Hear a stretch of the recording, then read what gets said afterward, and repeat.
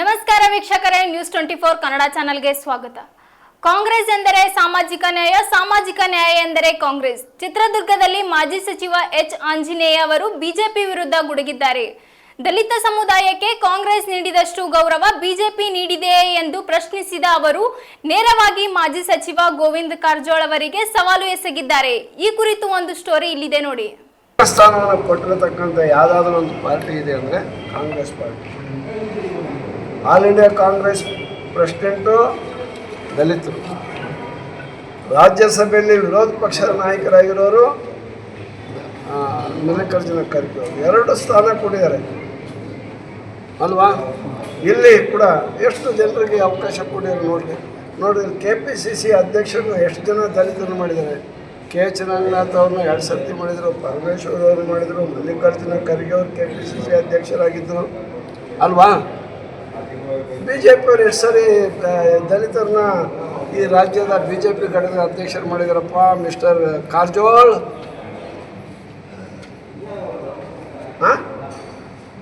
ಕಾಂಗ್ರೆಸ್ ಅಂದರೆ ಸಾಮಾಜಿಕ ನ್ಯಾಯ ಅಂದರೆ ಕಾಂಗ್ರೆಸ್.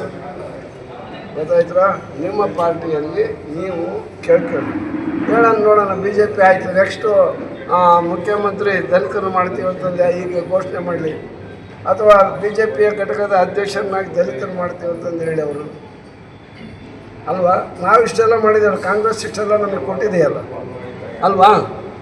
ಖುದ್ದು ಅವರೇ ಹೈಕಮಾಂಡ್ ಅಲ್ರಿ, ಅವರೇ ಆಲ್ ಇಂಡಿಯಾ ಕಾಂಗ್ರೆಸ್ ಪ್ರೆಸಿಡೆಂಟು.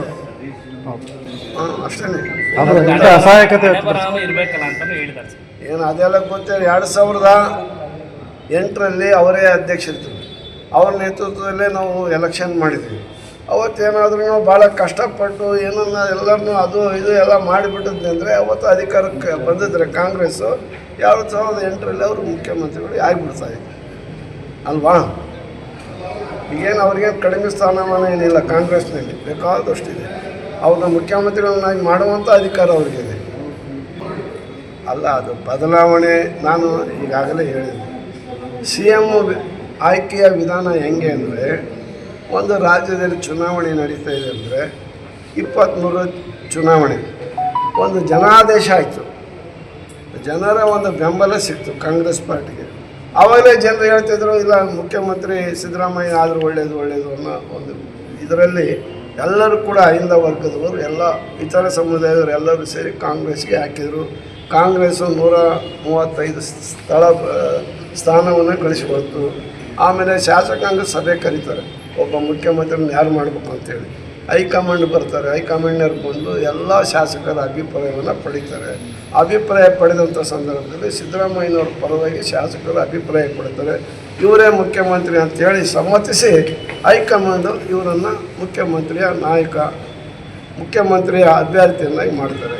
ಅವತ್ತಿನಿಂದ ಇವತ್ತಿನವರೆಗೂ ಕೂಡ ಮುಖ್ಯಮಂತ್ರಿಗಳಾಗಿ ಸಿದ್ದರಾಮಯ್ಯನವರು ಮುಂದುವರೆದಿದ್ದಾರೆ.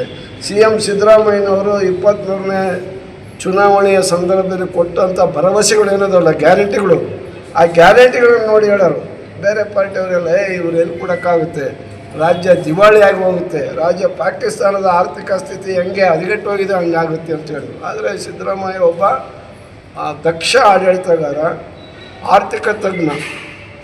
ಇವರು ಅದನ್ನೆಲ್ಲವನ್ನು ಕೂಡ ನಿಭಾಯಿಸಿ 60,000 ಕೋಟಿ ರೂಪಾಯಿಯಷ್ಟು ಹಣವನ್ನು ನೇರವಾಗಿ ಜನರಿಗೆ, ಯಾವ ಮಧ್ಯವರ್ತಿಗಳ ಅವಳಿ ಇಲ್ಲ, ಕಮಿಷನ್ ಇಲ್ಲ, ಯಾವುದಿಲ್ಲ, ನೇರವಾಗಿ ಅವರು ಉದ್ಧಾರಕ್ಕೆ ಹಣವನ್ನು ಇವತ್ತು ನೇರವಾಗಿ ಅವ್ರಿಗೆ ಕೊಟ್ಟು ಉಪಕಾರ ಮಾಡಿದ್ದಾರೆ. ಒಳ್ಳೆಯ ಆಡಳಿತವನ್ನು ನಡೆಸ್ತಾ ಇದ್ದಾರೆ.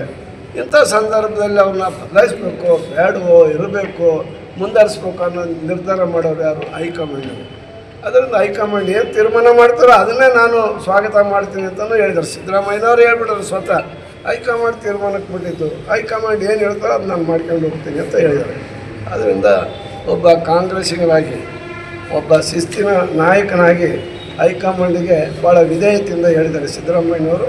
ಅದರಿಂದ ಹೈಕಮಾಂಡು ಕೂಡ ಎಲ್ಲೂ ಕೂಡ ಹೇಳಿದ್ದಾರೆ, ಎಲ್ಲಿ ಹೇಳಿಲ್ಲ ನಾಯಕತ್ವ ಬದಲಾವಣೆ ಅದು ಇದು, ಈ ಅಪಸ್ವರನೇ ಮಾತಾಡಬೇಡ್ರಿ ಅಂತ ಹೇಳಿದ್ದಾರೆ ಅವರು.